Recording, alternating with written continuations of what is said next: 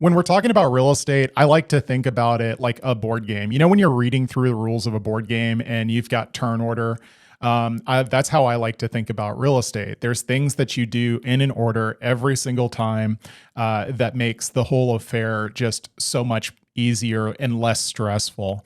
And there's kind of five phases that I like to talk about in real estate, and these five phases go like this. The very first thing that you're going to do, phase number one, is get pre-approved. Get pre-approved is definitely got to come before you go out hunting for property, because there's nothing worse than going out and finding the property of your dreams and you thinking that you're good to go, and then find out that you have to put the brakes on the entire process because there was some glitch that came up in your financing or how you were going to plan to pay for the house.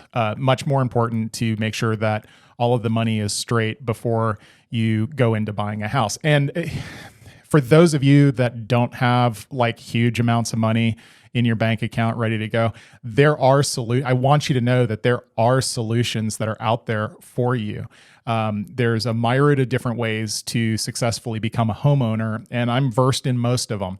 So that's why I say, give me a shout. Let me hear what you've got going on, and maybe I can help. The next thing that you do, obviously, during a real estate transaction is, once you're under contract and you've negotiated the deal, the best money that you'll ever spend in real estate, and just take this to heart, hold this close to you, is getting an inspection done of the property.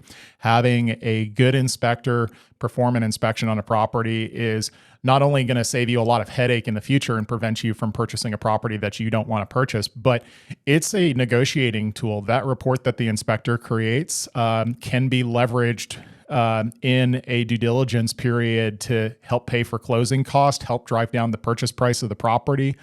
And it's just totally worth it. The advantages of it are huge. As you're going through a real estate transaction, the third phase is going to be the appraisal.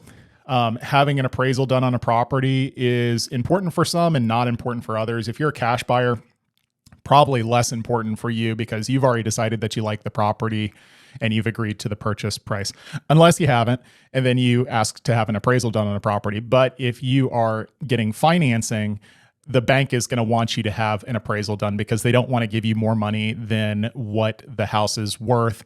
And it's important to be able to handle each one of those situations correctly as you're processing through this, because there is risk involved with an appraisal coming in low. That means the bank's not going to give you your financing. So my job is to protect you in those situations and make sure that you come out of those relatively unscathed or with a successful transaction at the end of the day. The fourth thing that I would talk about is we're getting to the closing.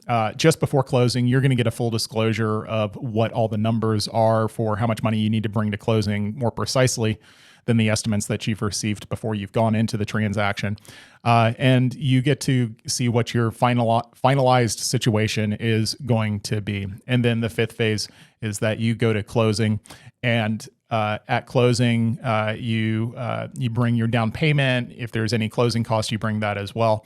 You sign a bunch of paperwork saying that you are now the owner of the property, and if you're getting a loan, you'll sign your security deed then. And then you get the keys for your property and you become a homeowner, which is everybody's goal when they're thinking about purchasing a piece of property. It's important to work with a good agent who understands all the different dynamics of how a real estate transaction can shake out. You want a problem solver. You want somebody with a lot of experience to be able to walk you through it. And, I've been a licensed agent for 22 years and I grew up in the industry. Both my parents were real estate agents too. So I think I check all the boxes for all the possible knowledge that you would need during a real estate transaction and more. So like I said, if you have any questions about buying or selling a piece of real estate, then please give me a call. As always, no cost, no obligation.